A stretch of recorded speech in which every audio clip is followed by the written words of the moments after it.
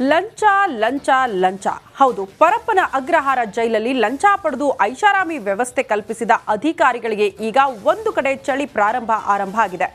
ತನಿಖಾ ಹಂತದಲ್ಲೇ ಪರಪ್ಪನ ಅಗ್ರಹಾರ ಜೈಲಿನಲ್ಲಿ ಮಹತ್ತರ ಬೆಳವಣಿಗೆ ಒಂದಾಗಿದೆ. ಇದು ರಿಪಬ್ಲಿಕನ್ ವರದಿಯ ಬಿಗ್ ಇಂಪ್ಯಾಕ್ಟ್ ಕೂಡ ಹೌದು. ಹೇಗೆ ಅಂತೀರಾ? ಈ ಸ್ಟೋರಿ ನೋಡಿ.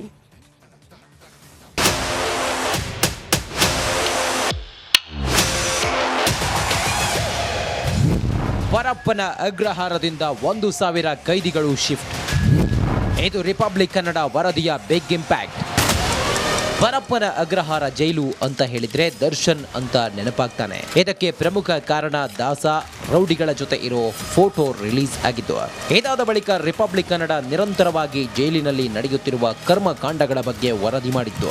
ವರದಿ ಬೆನ್ನಲ್ಲೇ 1,000 ಕೈದಿಗಳನ್ನ ಬೇರೆ ಜೈಲಿಗೆ ಶಿಫ್ಟ್ ಮಾಡಲಾಗ್ತಿದೆ. ಪರಪ್ಪನ ಅಗ್ರಹಾರ ಜೈಲಿಗೆ ಭೇಟಿ ಕೊಟ್ಟಿದ್ದ ಸಿಸಿಬಿ ಅಧಿಕಾರಿಗಳು ಹಾಗೂ ಜೈಲು ಹಿರಿಯ ಅಧಿಕಾರಿಗಳ ತಂಡ ಸಭೆ ನಡೆಸಿದ್ದು, ಬೆಂಗಳೂರು ಗ್ರಾಮಾಂತರ ಭಾಗದ 1,000 ಕೈದಿಗಳನ್ನ ದೇವನಹಳ್ಳಿ ಬಳಿ ಇರುವ ಕೋರಮಂಗಲ ಬಯಲು ಜೈಲಿಗೆ ಶಿಫ್ಟ್ ಮಾಡಲು ಕ್ರಮ ಕೈಗೊಳ್ಳುವಂತೆ ಸೂಚಿಸಿದ್ದಾರೆ. 1 ತಿಂಗಳ ಒಳಗಾಗಿ 1,000 ಕೈದಿಗಳನ್ನ ಬಯಲು ಜೈಲಿಗೆ ವರ್ಗಾವಣೆ ಮಾಡಲು ಸಿದ್ಧತೆಗಳನ್ನ ಮಾಡಿಕೊಳ್ಳುತ್ತಿದ್ದು, ಇದಕ್ಕೆ ಬೇಕಾದ ತಿದ್ದುಪಡಿಗಳನ್ನ ಕೂಡಲೇ ತರುವಂತೆ ಸಭೆಯಲ್ಲಿ ತೀರ್ಮಾನಿಸಿದ್ದಾರೆ ಎನ್ನಲಾಗಿದೆ. ರಿಪಬ್ಲಿಕ್ ಕನ್ನಡ ಯಾವುದೇ ಒಂದು ವರದಿ ಮಾಡಿದ್ರೆ ತಾರ್ಕಿಕ ಅಂತ್ಯ ಸಿಗೋವರೆಗೂ ಬಿಡಲ್ಲ ಅನ್ನೋದಕ್ಕೆ ಇದು best example. Naveen Shetty, Keradi, republic Kannada, Anekal.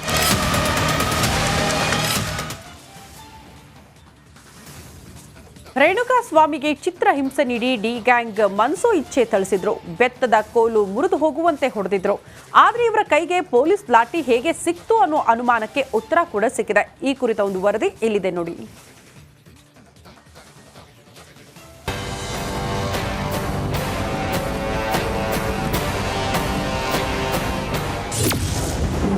Renuka ಕೊಲೆ ಜಾಗದಲ್ಲಿ ಸಿಕ್ಕ ಲಾಠಿ ಯಾರತ್ತು? ಬರ್ತ್ಡೇ ಲಾಠಿ ಡೆತ್ ಡೇಗೆ ಉಪಯೋಗ.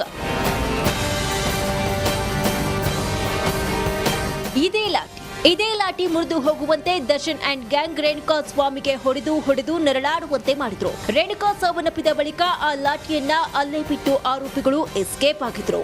ಮಹಜರ್ ವೇಳೆ ಈ ಲಾಠಿ ಕಾಕಿ ಕೈಗೆ ಸಿಕ್ಕಿತು. ಇಲ್ಲಿಗೆ ಈ ಲಾಠಿ ಬಂದಿದ್ ಹೇಗೆ, ತಂದಿದ್ದು ಯಾರು, ಕೊಟ್ಟಿದ್ಯಾರು ಅನ್ನೋ ಪ್ರಶ್ನೆಗಳು ಎದ್ದಿದೆ.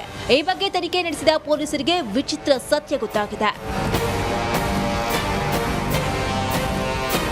ಅಂದಹಾಗೆ ಈ ಲಾಠಿ ರವೀಂದ್ರ ಎಂಬುವವರಿಗೆ ಸೇರಿತು. ರಾಜರಾಜೇಶ್ವರಿ ನಗರ ಠಾಣೆಯಲ್ಲಿ ಪೊಲೀಸ್ ಕಾನ್ಸ್ಟೇಬಲ್ ಆಗಿದ್ದಾರೆ. ಅರೆ, ಇವರ ಲಾಠಿ ಕೊಲೆ ಜಾಗದಲ್ಲಿ ಹೇಗೆ ಬಂತು, ಯಾಕೆ ಬಂತು, ಅವರೇ ಕೊಟ್ರಾ ಅನ್ನೋ ಅನುಮಾನ ವ್ಯಕ್ತವಾಗಿದೆ. ಈ ಬಗ್ಗೆ ಕೂಲಂಕುಷವಾಗಿ ವಿಚಾರಣೆ ನಡೆಸಿದಾಗ ರವೀಂದ್ರ ಲಾಠಿ ಹಿಂದಿನ ಸತ್ಯವನ್ನ ಬಾಯ್ಬಿಟ್ಟಿದ್ದಾರೆ. ಡಿ ಬರ್ತ್ಡೇಗೆ ತಂದಿದ್ದ ಲಾಠಿ ಲೂಟಿ. ಹೌದು, ಫೆಬ್ರವರಿ 16ರಂದು ದರ್ಶನ್ ಹುಟ್ಟುಹಬ್ಬ ಹಿನ್ನೆಲೆ ಮನೆ ಬಳಿ ಭದ್ರತೆಯನ್ನ ನಿಯೋಜಿಸಲಾಗಿತ್ತು. ಅದರ ಹಿಂದಿನ ದಿನ ರಾತ್ರಿಯೇ ರಾಜರಾಜೇಶ್ವರಿ ನಗರ ಠಾಣೆ ಕಾನ್ಸ್ಟೇಬಲ್ಗಳನ್ನ ಭದ್ರತೆಗೆ ನಿಯೋಜಿಸಲಾಗಿತ್ತು. ಅದರಲ್ಲಿ ರವೀಂದ್ರರನ್ನು ಭದ್ರತೆಗೆ ಸೂಚಿಸಲಾಗಿತ್ತು. ಈ ವೇಳೆ ರವೀಂದ್ರ ಎಡವಟ್ಟು ಮಾಡಿಕೊಂಡಿದ್ರು. ಮರದ ಬಳಿ ಲಾಠಿ ಇಟ್ಟು ಮರೆತು ಬೆಳಗ್ಗೆ ಠಾಣೆಗೆ ವಾಪಸ್ ಹಾಕಿದ್ದಾರೆ. ಈ ವೇಳೆ ಕೈಯಲ್ಲಿ ಲಾಠಿ ಇಲ್ಲದಿರೋದು ಕಂಡು ಬಂದಿದೆ. ಕೂಡಲೇ ದರ್ಶನ್ ನಿವಾಸದತ್ತ ಬಂದು ನೋಡಿದ್ರು, ಅಲ್ಲಿ ಸಿಗಲಿಲ್ಲ. ಬರ್ತ್ಡೇ ದಿನದಂದು ದರ್ಶನ್ ಮನೆ ಬಳಿ ಜನಸಾಗರವಿದ್ದ ಕಾರಣ ಲಾಠಿ ಸಿಗಲಿಲ್ಲ. ದಾಸನ ಮನೆ ಕೆಲಸದವರು ಲಾಠಿಯನ್ನ ತೆಗೆದಿಟ್ಟಿದ್ರು, ಆದ್ರೆ ಕಾಕಿಗೆ ನೀಡಿರಲಿಲ್ಲ. ಜೂನ್ 8ರಂದು ರೇಣುಕಾ ಸ್ವಾಮಿ ಮೇಲಿನ ಹಲ್ಲೆಗೆ ಅದೇ ಲಾಠಿ ಬಳಕೆಯಾಗಿದ್ದು, ದಾಸ ಹಲ್ಲೆ ಮಾಡಿದ ರಭಸಕ್ಕೆ ಮುರಿದು ಹೋಗಿದೆ. ಫೆಬ್ರವರಿ 16ರಂದು ಕಳುವಾದ ಲಾಠಿ ಜೂನ್ 11ರಂದು ಪತ್ತೆಯಾಗಿದೆ. ಲಾಠಿ ಸೀಸ್, ರವೀಂದ್ರಗೆ ನೋಟಿಸ್. ರೇಣುಕಾ ಸ್ವಾಮಿ ಕೊಲೆಯಾದ ಜಾಗದಲ್ಲಿ ಈ ಲಾಠಿ ಸಿಕ್ಕಿದ್ದು ಸೀಸ್ ಮಾಡಲಾಗಿದೆ. ಹೀಗಾಗಿ ಪೊಲೀಸ್ ಕಾನ್ಸ್ಟೇಬಲ್ ರವೀಂದ್ರಗೆ ಪೊಲೀಸ್ ನೋಟಿಸ್ ಅನ್ನು ನೀಡಿದ್ದು ವಿಚಾರಣೆ ನಡೆಸಿ ಹೇಳಿಕೆಯನ್ನ ದಾಖಲಿಸಲಿದ್ದಾರೆ. Nagaraj, crime bureau, republic Kannada, Bengaluru.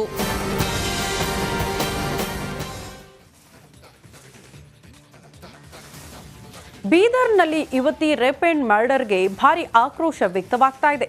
ಸಂತ್ರಸ್ತೆ ಪರ ರಿಪಬ್ಲಿಕನ್ ಜಸ್ಟಿಸ್ ಫಾರ್ ಭಾರತಿ ಅಭಿಯಾನ ನಡೆಸ್ತಾ ಇದೆ. ನಮ್ಮ ಈ ಅಭಿಯಾನಕ್ಕೆ ವ್ಯಾಪಕ ಬೆಂಬಲ ವ್ಯಕ್ತವಾಗಿದೆ. ಕೊನೆಗೂ ಸ್ವಾಮೀಜಿಗಳು ಎಚ್ಚರಗೊಂಡಿದ್ದಾರೆ. ಈ ಕುರಿತ ಒಂದು ವರದಿ ಇಲ್ಲಿದೆ ನೋಡಿ.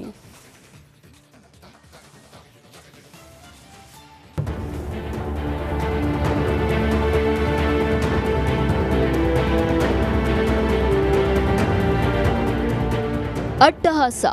ಬೀದರ್ನಲ್ಲಿ ಕಾಮುಕರು ಅಟ್ಟಹಾಸ ಮೆರೆದಿದ್ರು.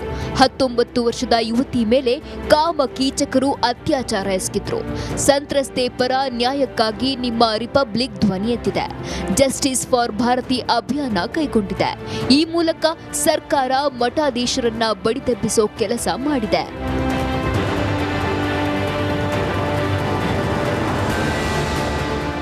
ಯುವತಿ ಮೇಲೆ ಅತ್ಯಾಚಾರ, ಮರ್ಡರ್ ಆದ್ರೂ ಯಾವೊಬ್ಬ ನಾಯಕರು ನೊಂದ ಕುಟುಂಬಸ್ಥರಿಗೆ ನೆರವಾಗಿರಲಿಲ್ಲ.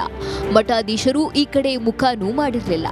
ಇದೇ ಕಾರಣಕ್ಕೆ ಎಲ್ಲಿದ್ದೀರಿ ನಾಯಕರೇ, ಎಲ್ಲಿದ್ದೀರಿ ಮಠಾಧೀಶರೇ ಅಂತ ನಿಮ್ಮ ರಿಪಬ್ಲಿಕ್ ಕನ್ನಡ ಪ್ರಶ್ನೆ ಮಾಡಿದ್ದೇ ತಡ ಕೊನೆಗೂ ಸ್ವಾಮೀಜಿಗಳು ಸಂತ್ರಸ್ತೆ ಕುಟುಂಬಕ್ಕೆ ನೆರವಾಗಿದ್ದಾರೆ.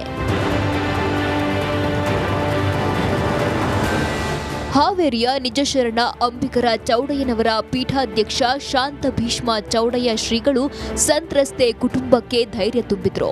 ಕಾಂಗ್ರೆಸ್ ಮುಖಂಡ ಧನರಾಜ್ ತಾಂಡಂಪಳ್ಳಿ ನೊಂದ ಕುಟುಂಬಸ್ಥರಿಗೆ ಸಾಂತ್ವನ ಹೇಳಿದ್ರು. ಸಂತ್ರಸ್ತೆ ಕುಟುಂಬದ ಮಕ್ಕಳಿಗೆ ಉಚಿತ ಶಿಕ್ಷಣ, ಸರ್ಕಾರದಿಂದ ಮನೆ, ನಿವೇಶನ ಕೊಡಿಸೋದಾಗಿ ಭರವಸೆ ನೀಡಿದ್ರು.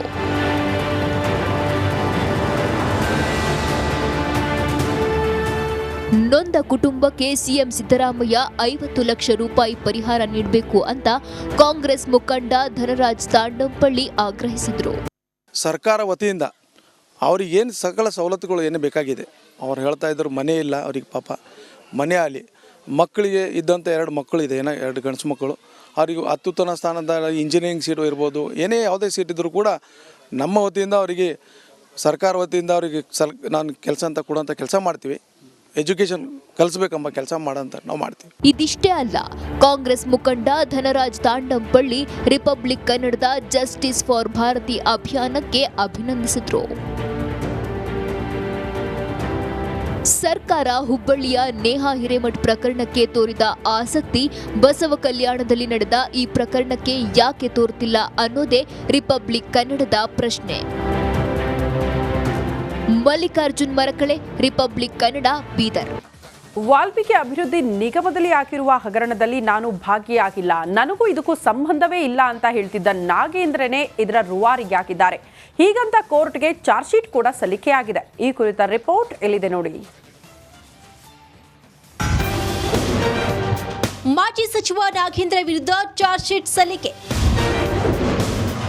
ದೋಷಾರೋಪ ಪಟ್ಟಿಯಲ್ಲಿ ಬಿ ನಾಗೇಂದ್ರನೇ ರೂವಾರಿ.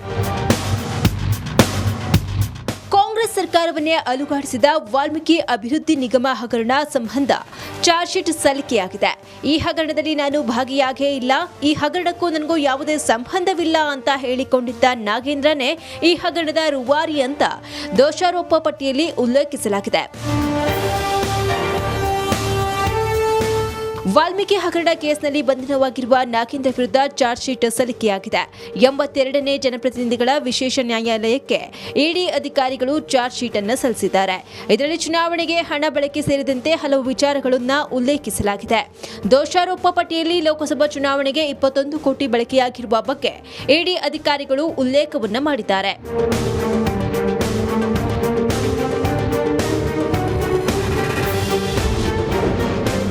ಪ್ರಮುಖ ಸೂತ್ರಧಾರಿ ನಾಗೇಂದ್ರನೆಂದು ಉಲ್ಲೇಖ. ಇನ್ನು ವಾಲ್ಮೀಕಿ ಹಗರಣದ ಪ್ರಮುಖ ಸೂತ್ರಧಾರಿ ನಾಗೇಂದ್ರನೇ ಆಗಿದ್ದು, ಕಿಂಗ್ ಪಿನ್ ಸತ್ಯನಾರಾಯಣ ವರ್ಮಾ ಜೊತೆ ನಾಗೇಂದ್ರಗೆ ನಿಕಟ ಸಂಪರ್ಕವಿತ್ತು. ನಿಗಮದ ಹಣದಲ್ಲಿ ಮತದಾರರಿಗೆ ಮದ್ಯ ಖರೀದಿಸಿ ಹಂಚಲಾಗಿದೆ ಎಂದು ಚಾರ್ಜ್ ಶೀಟ್ನಲ್ಲಿ ಉಲ್ಲೇಖಿಸಲಾಗಿದೆ. ನಾಗೇಂದ್ರ ಜೊತೆ ಇನ್ನೂ 4ರನ್ನ ಆರೋಪಿಗಳೆಂದು ಗುರುತಿಸಲಾಗಿದೆ. ಪ್ರಕರಣದ ಒಟ್ಟಾರೆ ರೂವಾರಿ ನಾಗೇಂದ್ರ ಎಂದು ಚಾರ್ಜ್ ಶೀಟ್ನಲ್ಲಿ ಉಲ್ಲೇಖಿಸಲಾಗಿದೆ.